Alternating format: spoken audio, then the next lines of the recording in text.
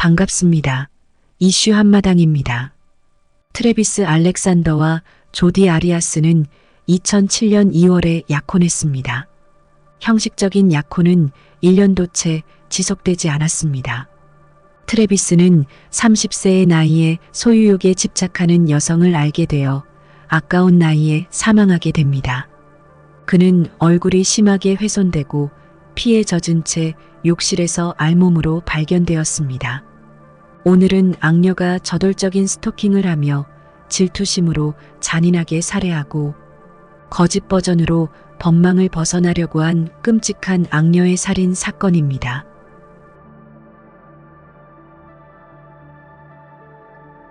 동료들은 걱정하고 있습니다. 그가 며칠 동안 휴대전화를 받지 않은 채 출근도 하지 않고 있습니다. 게다가 그는 화상회의를 통한 업무 참여에도 불참한 상태였습니다. 친구들도 이를 이상하게 여겼습니다. 30세 트래비스 알렉산더의 소식이 5일간이나 끊기자 여러 사람이 미국 애리조나주 메사에 있는 그의 2층 자택으로 찾아갔습니다. 2008년 6월 9일 월요일 지인이 미리 알려준 보안 코드를 가지고 차고에 들어섭니다. 1층에서 희미하지만 불쾌한 냄새가 납니다. 그들은 문을 열고 들어가자 냄새가 격렬하게 덮칩니다.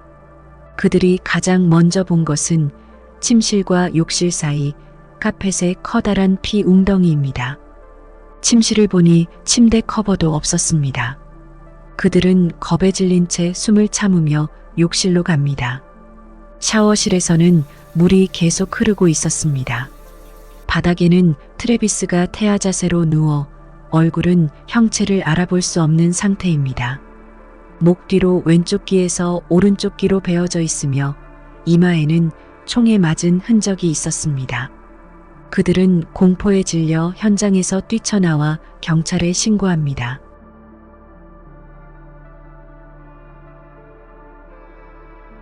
강력계 경찰은 트래비스가 원한 관계가 있냐고 묻습니다. 그들은 망설임 없이 전 여자친구 금발의 조디앤 아리아스를 언급합니다. 그녀가 몇 달 동안 트래비스를 스토킹했다고 자신있게 설명합니다. 법의학 전문가들이 모든 증거를 찾아냈습니다. 25구경 총알, 탄피 케이스, 길고 곧은 검은 머리카락, 복도 벽에 피 묻은 손바닥 자국, 그리고 가장 놀랍게도 세탁기 속에 카메라와 탈수된 침대 커버와 수건이 발견되었습니다.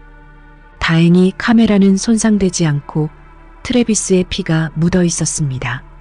벽의 손바닥 자국에는 트래비스 빅터 알렉산더와 조디앤 아리아스의 2가지 혈흔이 있었습니다.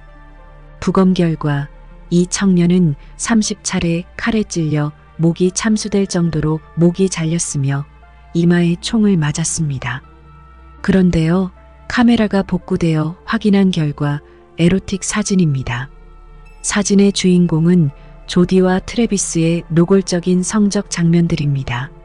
사진 촬영은 2008년 6월 4일 13시 40분에 시작하며 여러 장의 사진에 나체로 샤워하는 트래비스의 모습이 담겨 있었습니다.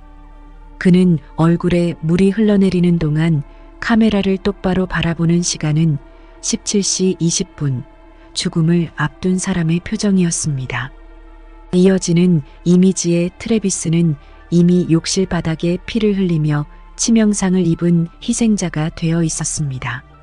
증거에 따르면 트래비스는 31번째 생일을 앞둔 6월 4일 한때 사랑했다고 생각했던 여성 스토커가 지켜보는 가운데 사망한 것입니다.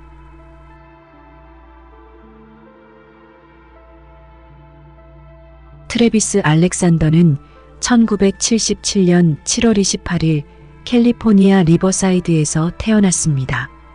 그의 부모 게리 데이비드 알렉산더와 파멜라 엘리자베스 모건은 마약 중독자였으며 트래비스가 8살 때 이혼을 했습니다. 어린 소녀는 몰몬교 신자이자 매우 엄격했던 친할머니와 함께 살게 되었습니다. 아버지 게리는 1997년 교통사고로 49세의 나이로 사망했습니다. 그의 어머니 파멜라는 오래 살지 못했습니다. 그녀는 2005년 52세의 나이로 세상을 떠났습니다. 트래비스는 할머니와 교회의 철두철미한 훈육 아래서 자랐습니다. 그는 큰 돈을 벌고 큰 성공을 거두는 거물을 꿈꿨습니다. 한 친구가 저소득층을 위한 선불 법률 서비스를 소개해 주었습니다. 솔직하고 직설적인 푸른 눈빛의 소유자이자 뛰어난 대중 연설 능력을 갖춘 트래비스는 훌륭한 동기부여가 되었습니다. 다른 사람들이 전문적으로 성장하고 발전할 수 있도록 돕는 것이 그의 목표였습니다. 조디 앤 아리아스는 1980년 7월 9일 캘리포니아 살리나스에서 문제없는 가정에서 태어났습니다. 그녀는 이남 이녀 중 첫째로 평범한 어린 시절을 보냈으나 17세의 남자친구와 동거하는 반항적인 여성이었습니다. 극단적인 야망을 품은 그녀는 직장에서 직장으로, 도시에서 도시로, 커플에서 커플로 옮겨가는 망나니 같습니다. 1년 반 동안 동거하면서도 수많은 남자들이 있었습니다. 부모님과의 관계는 산발적으로 이어졌습니다. 대담하고 두려움이 없는 조디는 자신이 원하는 것을 얻을 수 있는 자원이나 물리적 도구가 부족했습니다. 그녀는 돈을 버는 것에 집착하게 되었고 PPL이라는 회사가 괜찮은 것을 알게 되었습니다. 이 회사는 동기부여, 컨퍼런스와 세미나를 열었습니다. 조디는 네바다주 라스베이거스에서 열리는 컨벤션에 2006년 9월에 참석했습니다. 젊고 섹시하며 아름답고 다정다감하게 금발로 염색한 그녀는 투명한 눈을 가진 잘생기고 친절한 청년 트래비스를 만납니다. 매력적인 조디와 카리스마 넘치는 트래비스는 눈빛을 주고받으며 즐겁게 대화를 나누다가 결국 전화번호를 주고받게 되었습니다. 그러나 조디를 알게 되면서 트래비스에게 최악의 결정이 될 줄은 몰랐습니다. 트래비스는 친구 우정에 관심이 있지만 조디는 전혀 그런 생각을 하지 않았고 그녀는 재빨리 현재 남자와의 관계를 끊고 트래비스를 스토킹하기 시작했습니다. 그녀는 섹스를 무기 삼아 남자를 정복하는 도구로 사용합니다. 지인의 말에 따르면 트래비스의 종교적 신념을 우회하여 입과 학문 관계를 즐기는 대담하고 당찬 여성입니다. 두 사람은 애리조나와 캘리포니아에서 멀리 떨어져 살았으나 조디는 그를 자주 방문합니다. 트래비스가 조디에게 몰몬교의 핵심 서적을 선물합니다. 조디는 전략을 다시 세웁니다. 트래비스에게 종교를 개종하고 싶다며 결국 침례를 받았습니다. 2007년 2월 두 사람은 정식으로 데이트를 시작합니다. 조디는 트래비스와 더 가까이 살기 위해 이사까지 합니다.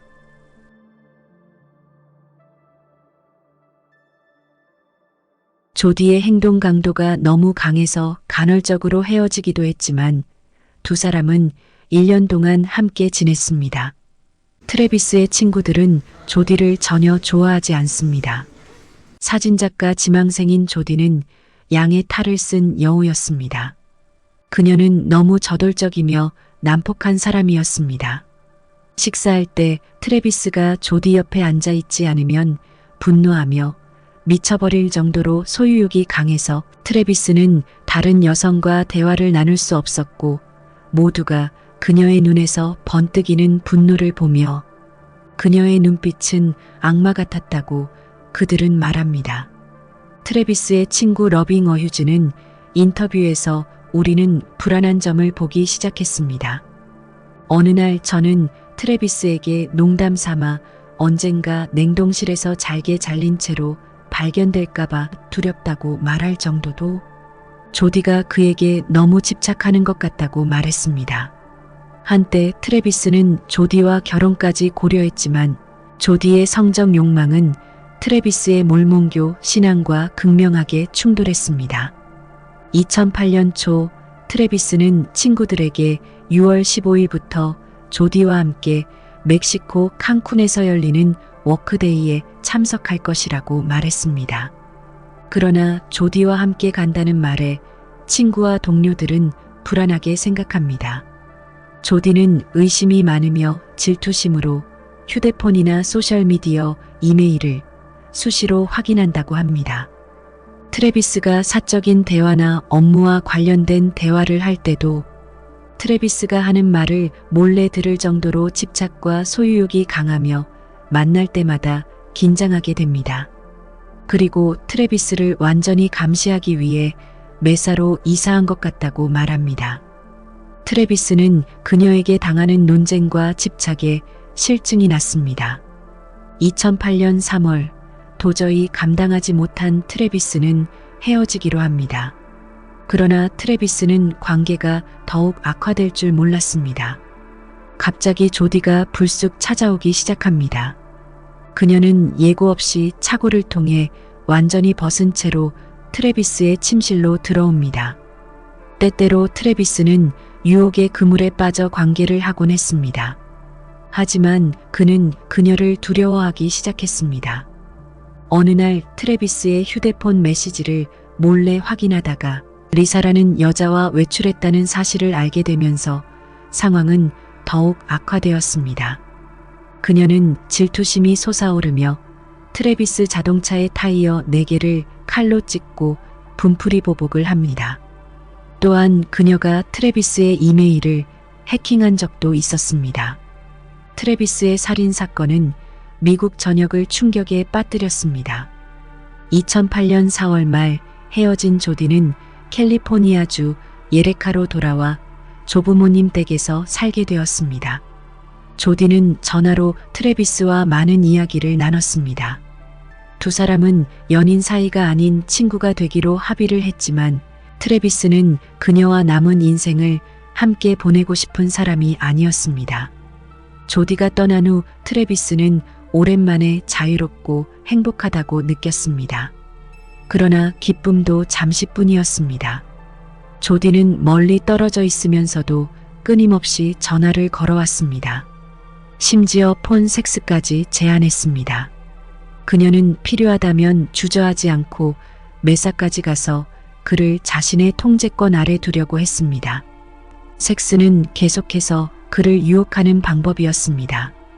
트래비스는 그녀의 끈질김에 완전히 압도당했습니다.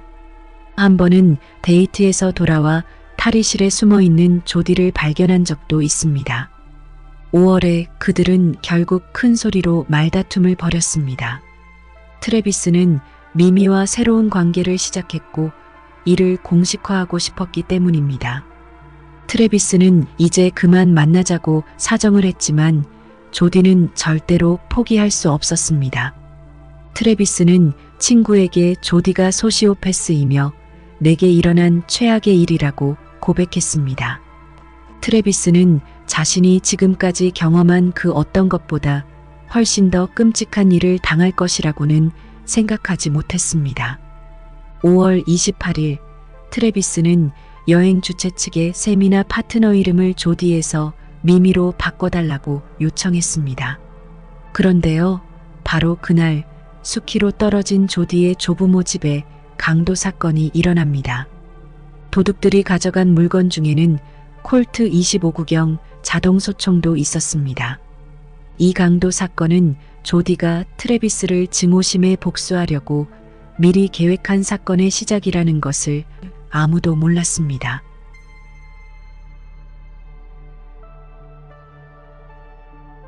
(6월 2일) 새벽 1시에서 3시 사이 조디는 트래비스에게 4번이나 전화를 걸었지만 받지 않았습니다. 그러나 5번째 전화는 새벽 3시가 지나 전화를 받았습니다. 5번째 통화에서는 18분, 6번째 통화에서는 41분 동안 통화했습니다.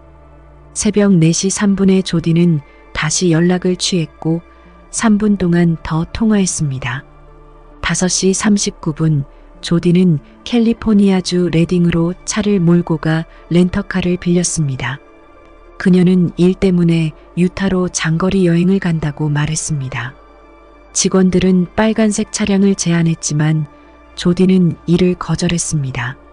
그녀는 좀 더 눈에 띄지 않는 차를 선호한다고 말했습니다. 그래서 그들은 그녀에게 흰색 포드 포커스를 주었습니다. 8시 4분에 차를 인수받은 그녀는 차를 직접 가져와 반납하겠다고 말합니다. 그리고 20리터 기름통 2개는 친구에게 빌리고 하나는 직접 사서 3개를 차의 트렁크에 실었습니다. 그리고는 주유소에 가서 3개의 기름통에 휘발유를 채웠습니다. 그날 여러 친구에게 전화를 걸어 유타주 솔트레이크 시티로 여행을 간다고 말합니다. 또한 그녀는 금발에서 검은 머리로 염색을 합니다. 그리고 이틀 뒤 조디의 계획적인 살인으로 트래비스는 이 세상을 떠나는 안타까운 사건이 발생합니다. 6월 4일 수요일 오후 7시에 트래비스는 중요한 전화회의에 불참합니다. 그에게 무슨 일이 일어났을지 아무도 몰랐습니다. 6월 5일 목요일 조디는 솔트레이크 시티에서 동료 라이언 번즈를 우연히 만난 것처럼 행동합니다. 라이언은 조디의 유혹에 넘어가 그의 집 소파에서 몇 시간 동안 포옹과 키스를 나누다가 섹스를 합니다. 조디는 알리바이를 만들기 위해 라이언과 만난 것인데요. 라이언은 검찰에서 어떻게 진술했을까요? 또한 라이언 번스는 조디의 머리가 평소처럼 금발이 아닌 검은색을 하고 있으며 평소답지 않게 긴 소매 옷을 입고 손에 멍이 있다는 사실을 알게 됩니다. 그가 어떻게 다쳤는지 묻자 조디는 식당에서 일하다가 깨진 유리컵에 베었다고 말합니다. 6월 6일 금요일 조디는 솔트레이크 시티를 떠나 캘리포니아 집으로 돌아갔습니다. 캘리포니아로 돌아오는 길에 조디는 트래비스에게 여러 번 전화를 걸었습니다. 음성 메시지도 여러 개 남겼습니다. 6월 7일 토요일 렌트카를 반납했습니다. 앞뒤 좌석에 이상한 얼룩이 있어 회사는 깨끗하게 청소를 합니다. 렌터카 회사는 이 차가 4,500km 이상 주행한 것으로 확인했습니다. 렌트 회사는 조디를 의심하거나 나쁘게 생각하지 않았습니다. 만약 조디가 집에서 유타주 컨벤션까지 곧장 운전해서 갔다가 같은 길로 돌아왔다면 3,000km를 넘지 못했을 것입니다. 그러나 만약 조디가 거주지인 레카에서 트래비스 가사는 애리조나주 메사까지 갔다가 유타주 솔트레이크 시티까지 가서 돌아왔다면 4,500km는 거의 비슷합니다. 이틀 후 트래비스의 시신을 발견한 경찰은 조디의 이동 경로가 경찰의 예상대로 맞았습니다.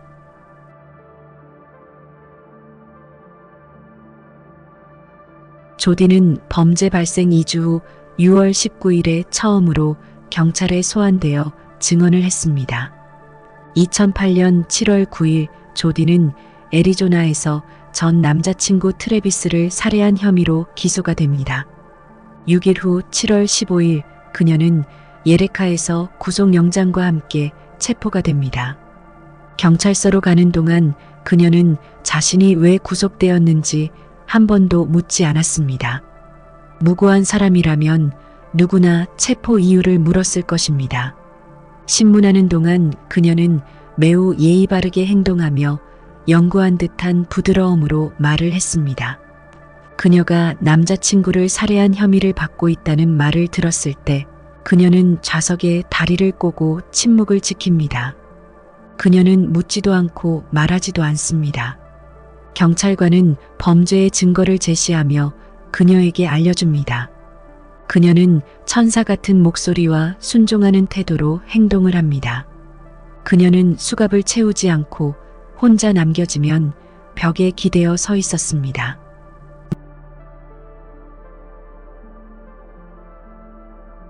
마침내 교활한 조디는 입을 열었지만 여러 가지 거짓 버전을 제시하기 시작합니다. 처음에는 자신의 범죄를 완강히 부인합니다. 3월 이후 트래비스를 본 적이 없으며 범행 당일 애리조나에 있었던 것이 아니라 새로운 남자 라이언 번스와 유타에 있었다고 말했습니다. 그것이 그녀의 첫 번째 알리바이였습니다. 하지만 라이언은 이를 부인하고 다음 날인 6월 5일에 만났으며 그녀의 머리를 자른 모습과 검은 머리카락을 봤으며 조디가 거짓말을 한다고 진술합니다. 그때는 트래비스가 이미 죽은 후에 두 사람이 만났던 것입니다. 조디는 렌터카로 이동한 거리를 설명하기 위해 휴대전화의 배터리가 방전되어 길을 잃었다고 주장합니다. 그녀는 감옥에서 며칠 밤을 보낸 후 사건 당일 밤 트래비스와 성관계를 하고 잠이 들었다고 진술을 또 바꿉니다. 그가 샤워할 때 사진을 찍고 있는 동안 두건을 쓴 두 남자와 여자가 들이닥쳐 그를 살해하고 자신의 입을 열지 못하도록 협박했다고 거짓말을 합니다. 정말 조디는 손톱만큼의 양심의 가책이 없는 용서할 수 없는 악녀가 돼가고 있습니다. 그녀는 언론 매체와 방송국에 터무니없는 알리바이를 말합니다. 언론과 방송국은 그녀의 거짓 알리바이를 그대로 내보냈습니다. 몇 주가 지나고 이번에는 자신이 죽였다는 사실을 인정합니다. 그러나 자신이 가정폭력의 피해자이며 정당방위였다고 헛소리를 합니다. 그녀는 트래비스가 폭력을 휘둘러 옷장에 총이 있다는 것을 기억하고 총으로 그를 쐈다고 말합니다. 그녀는 칼에 입은 상처는 사후에 생긴 것이라고 신빙성이 없는 주장을 합니다. 칼에 입은 상처가 먼저 발생했다는 증거는 총알 탄피에 피가 묻지 않았다는 점입니다. 총알은 커다란 어두운 피 웅덩이에 놓여 있었습니다. 전문가들은 이 총격이 트래비스가 죽었는지 확인하려는 마지막 폭력 행위라고 말합니다. 그녀는 그를 죽였다는 사실과 가정폭력의 정당방위라고 말바꾸기 하며 지능적으로 대응하고 있습니다.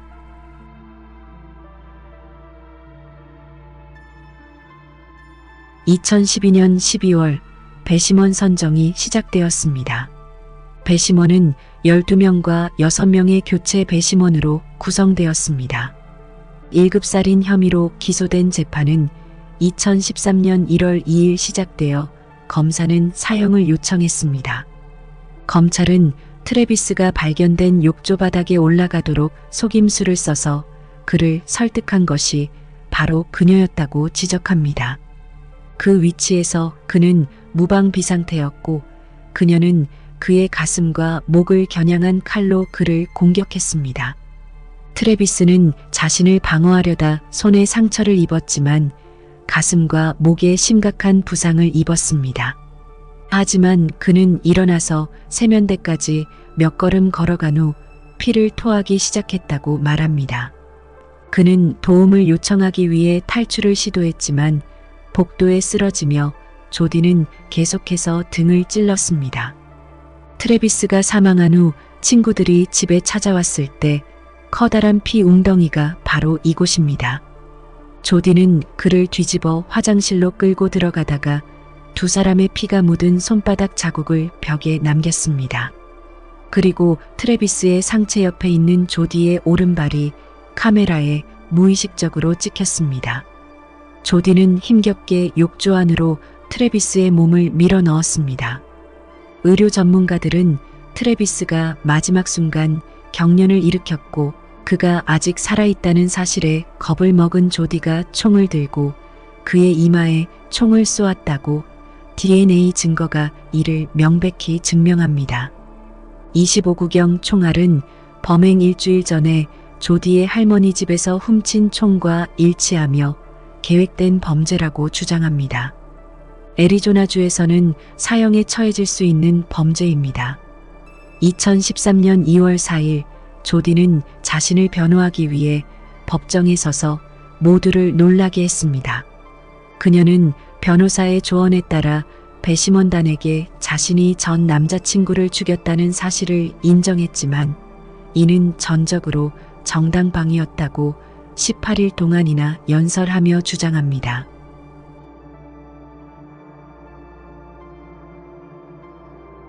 심리학 전문가들은 범인이 자기애적 성격을 가지고 있으며 자신의 외모를 타인의 상황이나 기호에 맞게 변형했다고 결론 지으며 칸쿤 여행에서 트래비스가 파트너 이름을 조디에서 미미로 교체되었다는 사실을 알게 된 그녀가 그를 죽이기로 마음을 먹게 된 계기라고 말합니다. 경찰은 그녀가 옳고 그름을 잘 알고 있으며 극도로 교활하다고 주장했습니다. 일부 전문가들에 따르면 그녀는 반사회적 인격 장애를 앓고 있었다고 합니다. 한마디로 소시오패스였다는 거죠. 조디는 법이나 사회생활의 규칙을 존중하지 않으며 양심과 반성도 없습니다. 그리고 거짓말은 범죄를 벗어나려는 그녀의 유일한 도구일 뿐입니다. 전문가들은 그녀가 트래비스와 성적인 장면을 촬영한 것은 필요할 때 그를 협박하기 위해서라고 결론 지었습니다. 조디가 웨이트리스로 일하던 레스토랑의 동료는 그녀가 강박적으로 수시로 트래비스에게 전화를 걸어 통화가 되지 않으면 막무가내 찾으러 나갔으며 그녀는 직장을 잃어도 신경 쓰지 않을 정도로 집착하며 스토킹을 한 것이 분명하다고 증언했습니다. 트래비스가 벗어나려고 할 때마다 그녀는 갑자기 알몸으로 나타나 유혹하며 거친 성행위로 그를 제압했습니다. 그녀가 정말 나쁜 것은 용서를 구한 적이 없습니다. 재판이 진행되는 동안 조디는 안경과 나른한 눈빛, 부드럽고 달콤한 목소리로 문장을 조절하며 천사 같은 이미지를 구축하기 위해 노력했습니다. 재판에서 전례가 없는 긴 증언을 통해 그녀는 7살 때부터 부모에게 심한 구타를 당했다고 씨부립니다. 그녀는 트래비스가 자신에게 폭력을 행사하고 아동 포르노를 사용했다고 트래비스를 비난합니다. 또한 두 사람의 전화 통화에서 학문 섹스와 가학적인 성행위의 내용을 말하며 그리고 그는 질 섹스를 좋아하지 않아 그녀는 학문 섹스가 너무 고통스러웠다고 주장했습니다. 트래비스를 불신시키고 그를 피해자에서 벗어나 가해자로 만드는 아주 교활한 악녀입니다. 그러나 컴퓨터 전문가들은 트래비스의 컴퓨터에서 어떠한 음란물도 발견하지 못했습니다. 검찰은 전 남자친구를 죽이고 음성 메일에 사랑의 메시지를 남길 정도로 잔인하고 기만적인 여성이라고 말했습니다. 누가 트래비스를 살해했는지는 의심의 여지가 없었습니다. 다만 검사가 증명하고 싶었던 것은 계획적인 살인이었습니다. 할머니 집에서 도난당한 총은 현장의 탄피와 같은 구경이며 계획살인 증거가 확실합니다.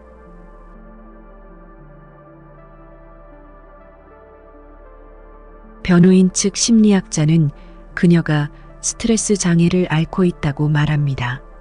그러나 전문가들은 조디의 병리에 대하여 완전히 동의하지 않았습니다.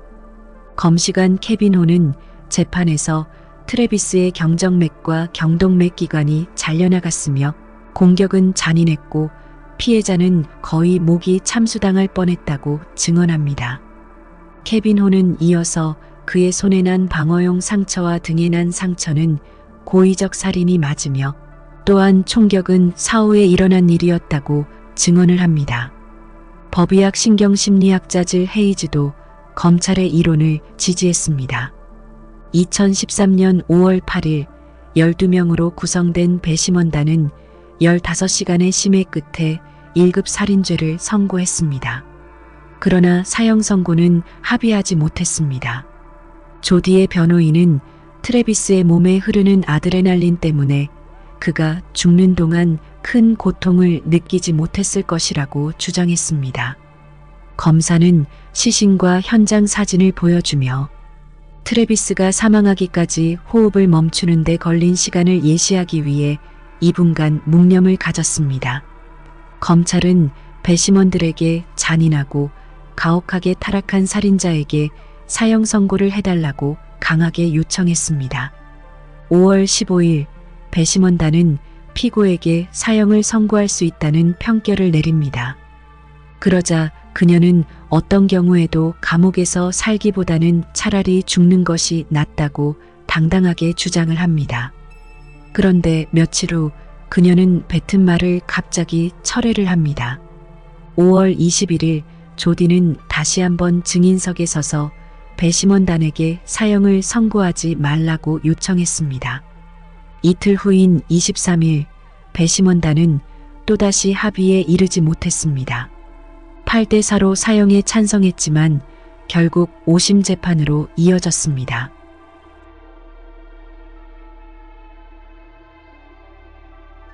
미디어 매체 허프포스트는 2013년 조디의 부모에 대한 경찰 신문 내용을 공개했습니다. 조디의 어머니 샌디는 조디는 정신적인 문제가 있으며 언제든지 당황하고 돌변할 수 있다고 말합니다. 아버지 윌리엄은 조디가 우리 집을 떠났을 때 이상한 사람이었다며 조울증일 수도 있다고 덧붙였습니다. 피고는 자신을 방어하려는 열망으로 어머니가 항상 큰 국자를 들고 다니며 자신을 때렸다는 터무니없는 말을 합니다. 조디의 어릴 적 친구였던 칼은 그들의 말에 가장 화가 났으며 조디가 자신의 행동에 책임을 져야 한다는 강경한 입장을 말했습니다.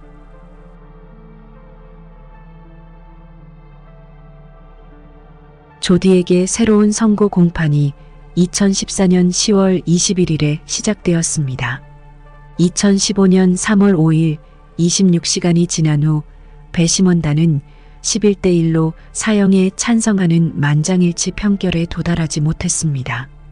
조디 아리아스에게 동정표를 던진 한 배심원이 그녀의 목숨을 구했습니다. 그 후 배심원들은 사형 가능성을 배제하기로 결정했습니다.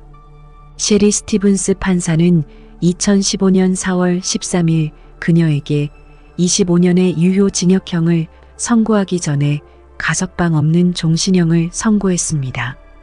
그해 6월 그녀는 트래비스의 자매에게 $32,000를 지불하라는 명령을 받았습니다. 그녀는 애리조나주 구시어에 있는 페리빌 주립 여성 교도소에 수감되었습니다. 그곳에서 그녀는 조기 출소를 위해 집중적인 활동을 계속하고 있습니다. 그녀의 감방 동료는 조디가 진정으로 원했던 것은 유명해져서 범죄에 관한 책을 쓰는 것이라고 말했습니다. 조디가 한 걸음씩 내디딜 때마다 언론의 관심은 그녀의 헛된 면을 덮어버립니다. 범인이 감옥에 갇히면서 이 사건을 다큐멘터리와 시리즈, 팟캐스트와 책으로 이어졌습니다. 영화 더티 리틀 시크릿은 꽤 성공적이었습니다. 또한 배드 비하인드 바가 방송되었습니다. 이 모든 것이 언론 표지와 함께 그녀를 돋보이게 할 수 있습니다. 요즘 그녀는 교도소 서점에서 조수로 일하고 있습니다. 우리는 조디가 완벽한 거짓이고 놀라운 위선자라는 것을 알아야 합니다. 조디는 현실을 관리하려는 시도를 포기하지 않을 것입니다. 가까스로 사형을 면한 그녀는 이제 자유의 세계로 돌아가는 것이 목표일 것입니다. 하지만 많은 사람들은 그가 공감 능력이 없고 동정심이 없는 사람으로 온화한 척하면서 고통과 죽음을 가하는 사람이라는 사실을 기억해야 합니다. 그의 영혼의 진정한 악마적 본성은 드러났기 때문입니다. 반성하지 않는 악녀가 반드시 가석방 없이 하늘의 천벌이 내리기를 바라봅니다. 고인의 명복을 빕니다. 시청해 주셔서 감사합니다.